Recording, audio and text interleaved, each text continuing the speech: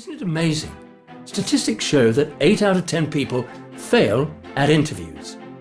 And the thing is that if you go for a job or you go for a promotion in your company and you don't get the interview, you don't know why you didn't get the interview.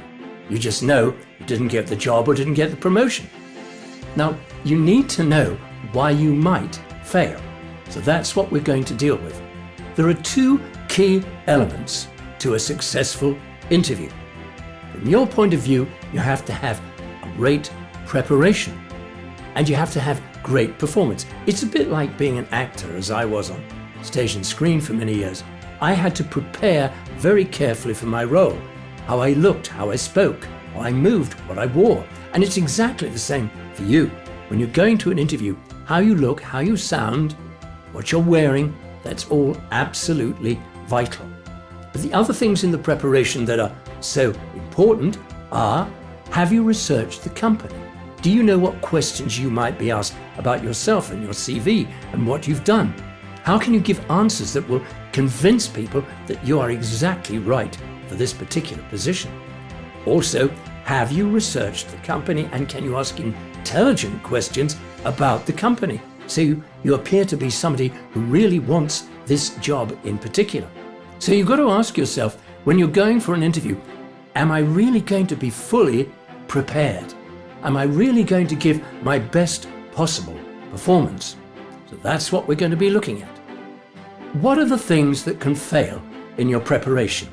Well, if you're not wearing clothes that are absolutely suitable for the interview. If you're going for a job that's within the corporate sector, then you probably should be wearing a nice suit, preferably perhaps a dark one, and a nice shirt, perhaps possibly a white one, and if necessary, a necktie.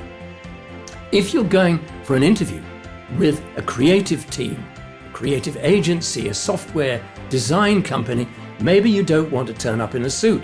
Maybe you should turn up in something a bit more casual. But if it's casual, keep it smart casual. Still a jacket, but maybe not a dark suit type jacket. And just relax your attitude a bit. So that's number 1, how you look. Remember that when you walk through the door for your interview, you will be judged. You'll be judged long before you speak, or sit down, or the interview begins. So how you walk in the room?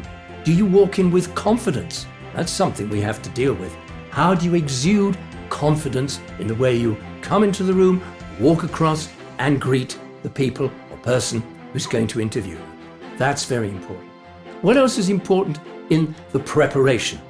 You will be asked questions that relate to your CV, to what you've done, your experience.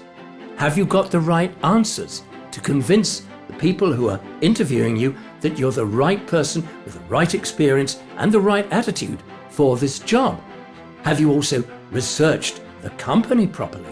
Do you know everything that you need to know that they might ask you about relating to the company? All these are to do with preparation. Let's go back again and look at what do you need when you walk in the room. You must have gravitas.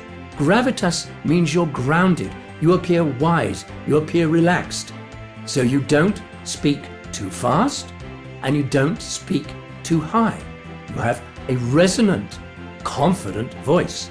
And in a later step, we're going to be looking at how we achieve that, because this is really, really important. So, you're going to walk in like a confident person, you're going to talk like a confident person, and the people interviewing you, from your answers, the way you look, the way you speak, will judge you to be a confident person. Now, the interesting thing is, as the interview goes on, if your people who are interviewing you feel that you're confident, and that's what you've given off, then you'll begin to sense that and you'll feel more confident. And so it will go on and you'll do really well in the interview.